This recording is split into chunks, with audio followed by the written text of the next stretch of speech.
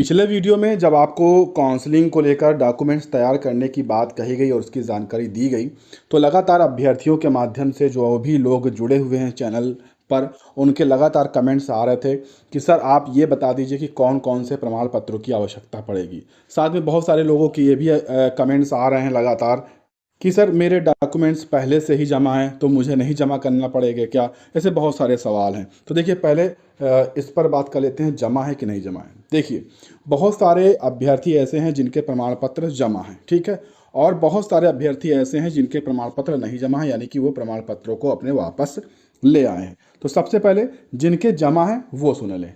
देखिए अगर आपका प्रमाण पत्र जमा है तो आपको केवल 2 फोटो सेट लेकर जाने हैं। कैसे लेके जाने हैं, कौन कौन से फोटो सेट होंगे वो भी हम आपको बताएंगे, जिनके जमा है, क्योंकि ओरिजिनल आपके जमा है, ठीक।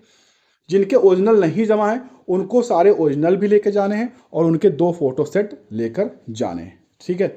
अब बात करते हैं कि क्या क्या चीज़ें लेकर जानी है, लेकिन उससे पहले इस वीडियो को लाइक कर दीजिएगा, विभिन्न सोशल मीडिया पर इस वीडियो को शेयर कर दीजिएगा, ताकि आपके जो भी साथी हैं जो कि पास के नज़दीक के हैं उन तक ये वीडियो पहुँच जाए, उनको भी जानकारी मिल जाए, ठीक है। चलिए देखिए देखते हैं सभी चीज़ें।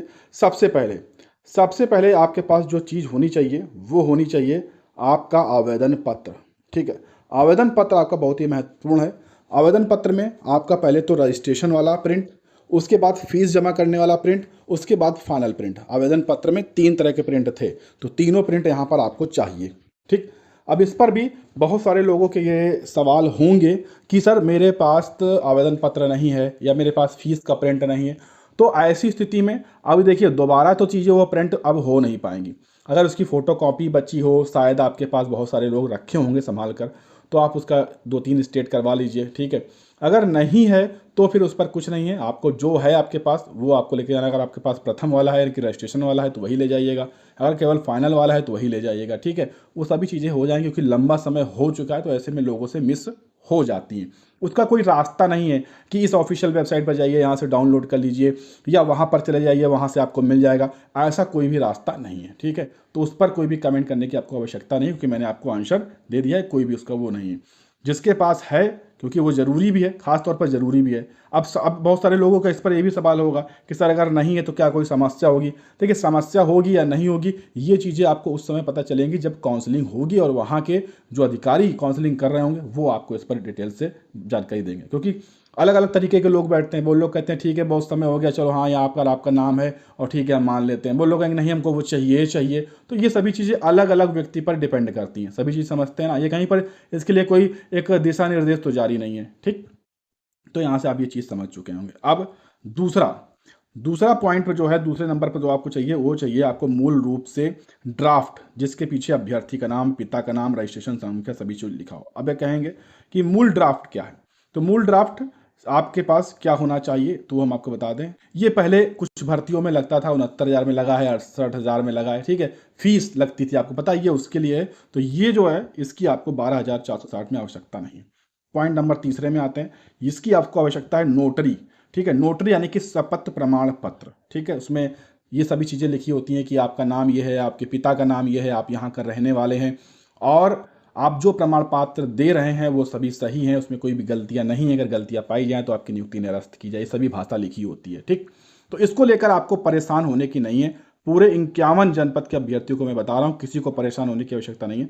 जिस दिन आप काउंसलिंग में जाएंगे, ठीक है, जिस दिन भी होगा काउंसलिंग भविष्य में, तो उस दिन वहाँ के बीएसए ऑफिस में वो आपको ऑलरेडी वहाँ पर मिलता है, ठीक है। वहाँ पर लोग पहले से खड़े रहते हैं, तो ये प्रिंट आपको वहाँ पर मिल जाएगा, ऑलरेडी वहाँ पर आपको मिल जाएगा। 100 रुपये, कहीं पर 150, कहीं 200 लेते हैं, वो देकर आपको मिल जाएगा। आपका नाम, वो सभी चीज़ें वहाँ पर वो मेंशन कर देते हैं। अगर बाई चांस नहीं भी मिलता है तो वहाँ के पास में ही 2 किलोमीटर, 3 किलोमीटर, 5 किलोमीटर, 10 किलोमीटर के अंदर ही कचहरी होती है। आप जाइए, 100 रुपये, 200 रुपये जो है तुरंत दीजिए, 15 मिनट में ये शपथ प्रमाण पत्र बन जाता है। रही बात भाषा की कि क्या उसमें लिखना है, तो वो भाषा आपको वहाँ पर जिस भी जिले में आप काउंसलिंग करवाने जाएंगे वहाँ पर देखने को मिल जाएगी, ठीक है। तो इसके लिए आपको परेशान नहीं होना है, अभी से इसको आपको नहीं बनवाना है। ये उसी जिले से बनता है। मान लीजिए आप लखनऊ काउंसलिंग करवाने जा रहे हैं तो लखनऊ जिले का ही होना चाहिए। ऐसा नहीं कि आप उन्नाव से जा रहे हैं लखनऊ करवाने तो आप उन्नाव से बनवा कर ले जा रहे हैं लखनऊ में जमा करने, तो वो जमा नहीं होगा। याद रखिएगा इस चीज़ को, ठीक है। अगर लखनऊ जा रहे हैं तो लखनऊ जिले का ही वो शपथ प्रमाण पत्र होना चाहिए। इस चीज़ का विशेष ध्यान दीजिएगा, ठीक है। ये गलतियाँ लोग करते हैं। अब तीसरा पॉइंट है, ठीक है, तीसरा पॉइंट है, ये चौथा में यह है लेकिन तीसरा है क्योंकि ये वाला आपका नहीं है। तीसरा पॉइंट है एक आपके पास आईडी कार्ड, ठीक है, आईडी, ये सभी चीज़ें ओरिजिनल भी होनी चाहिए आपके पास, ये ओरिजिनल भी होनी चाहिए, ठीक, ओरिजिनल की भी मैं बात बता रहा हूँ, केवल सभी चीज़ें ओरिजिनल होनी चाहिए। एक आईडी कार्ड होना चाहिए, जैसे कि पैन कार्ड, आधार कार्ड, जो भी आपने चीज़ें फॉर्म भरते समय मेंशन की थी वो आपके पास ओरिजिनल होना चाहिए। ज़्यादातर लोगों ने पैन कार्ड लगाया था, तो पैन कार्ड होना चाहिए। फिर अगर आप शिक्षा मित्र हैं तो प्रथम नियुक्ति पत्र और कार्यभार ग्रहण जो किया था उसकी प्रतिलिपि होनी चाहिए, अगर आप शिक्षा मित्र हैं तो। जब समायोजन हुआ था अखिलेश यादव सरकार में, उसका कॉपी मांगी जा रही। फिर यहाँ पर बताया जा रहा है कि उसके बाद आपको यहाँ पर क्या चाहिए, सभी चीज़ें आपको नहीं देखनी, जो जो चीज़ें चाहिए वो हम आपको बता रहे हैं, ये नई भर्ती के हिसाब से है, ठीक। आपको अपने टीईटी या सीटेट का ओरिजिनल प्रमाण पत्र, हाई स्कूल का ओरिजिनल प्रमाण, देखिए मार्कशीट और प्रमाण पत्र दोनों चीज़ें होनी चाहिए, ठीक है। मार्कशीट अलग होती है, प्रमाण पत्र अलग होता है, दोनों चीज़ होनी चाहिए। इंटरमीडिएट में भी अंक पत्र और प्रमाण पत्र, यानी कि मार्कशीट और प्रमाण पत्र दोनों चीज़। फिर इसी तरह से स्नातक में तीनों, प्रथम द्वितीय तृतीय और उसके बाद उसकी डिग्री, ठीक है, ये होनी चाहिए। अगर बहुत सारे अभ्यर्थियों के पास डिग्री नहीं होगी, तो डिग्री अगर आपके पास नहीं है तो 6 महीने का या कुछ वहाँ पर एक प्रमाण पत्र मिल जाता है, आपके जो यूनिवर्सिटी होगी वहाँ पर जाकर आप फीस जमा कर देंगे तो वहाँ पर प्रमाण पत्र आपको मिल जाता है। 6 महीने की वैलिडिटी, कहीं पर 3 महीने की वैलिडिटी होती है, उसको आप यहाँ पर लगाकर आप काम चला सकते हैं, कोई समस्या नहीं, ठीक, ये चीज़ें। फिर बीएड से कोई लेना देना नहीं है। आ जाते हैं बीटीसी डीएलएड को लेकर, ठीक है, बीटीसी ही रहेगा, डीएलएड है नहीं। तो बीटीसी के आपको पास चारों प्रमाण पत्र, फर्स्ट सेकंड थर्ड फोर्थ, उसके बाद फाइनल 5 होंगे, 5 कॉपी होंगी, पांचों ओरिजिनल कॉपी आपके पास होनी चाहिए, ठीक है, ओरिजिनल ही होनी चाहिए, ओरिजिनल की ही बात कर रहा हूं मैं यहाँ पर।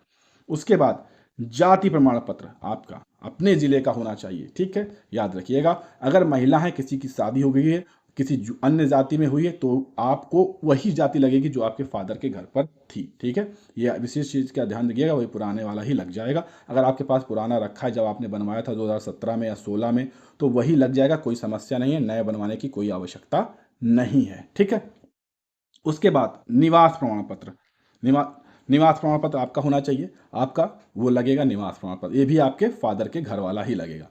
नया आपको नहीं बनवाना है, लेकिन बाई चांस मैं आपको आगे अपडेट करूंगा जब नया कुछ निर्देश आएगा, अगर नया होगा तो नया बताया जाए, अभी फिलहाल में पुराना ही लग जाएगा, वो आपके पास होना चाहिए, ठीक है। अगर आप कोई विशेष आरक्षण में है, जैसे दृष्टिबाधित, विकलांग, तो उसका प्रमाण पत्र आपके पास होना चाहिए। भूतपूर्व सैनिक हैं या कुछ भी हैं तो उसका अलग से प्रमाण पत्र आपके पास होना चाहिए। तो दोस्तों ये आपने देखा कुल प्रमाण पत्र, ठीक है, जो आपको चाहिए। तो ये सभी जो हैं ये ओरिजिनल आपके पास होनी चाहिए, इस चीज़ का विशेष ध्यान दीजिएगा, सभी चीज़ें ओरिजिनल आपके पास होनी चाहिए। अगर आपकी ओरिजिनल हैं तो ओरिजिनल फाइल आपकी किसी किसी अभ्यर्थी की जमा होगी पहले से ही बीएससी ऑफिस में, तो उनको ओरिजिनल नहीं ले जाना है, जिसकी नहीं जमा है उनको ओरिजिनल ले जाना है। अब इसके बाद ये जो सारी ओरिजिनल कॉपी हैं, इन्हीं ओरिजिनल कॉपी की एक सेट और एक सेट और, यानी कि 2 सेट आपको बनाने हैं। सेम जो ओरिजिनल कॉपी है उनकी सबकी एक फोटो कॉपी करके 2 फाइल इसी तरह से बनानी है, ठीक है। ये फोटो कॉपी की फाइल है, एक आपका ओरिजिनल हो जाएगा, ये आपका ओरिजिनल है, ये आपकी फोटो कॉपी और ये आपकी फोटो कॉपी, यानी कि 3 फाइल आपकी तैयार होंगी। जो उनके पास जिनके प्रमाण पत्र सभी अभ्यर्थियों के पास है, यानी कि बीएसए के पास नहीं जमा है, तो वो तीनों चीज़ें लेके जाएंगे, ओरिजिनल और 2 फोटो कॉपी के सेट।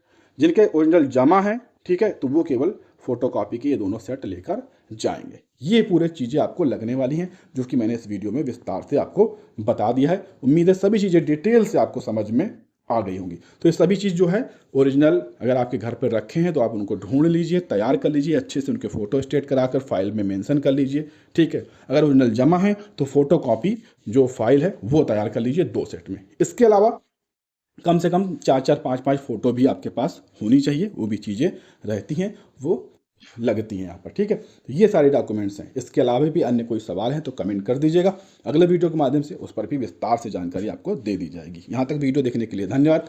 याद रखिएगा चैनल को सब्सक्राइब कर लीजिएगा, आगे भी बहुत अपडेट्स आएंगी, और वीडियो को शेयर करना ना भूलिएगा।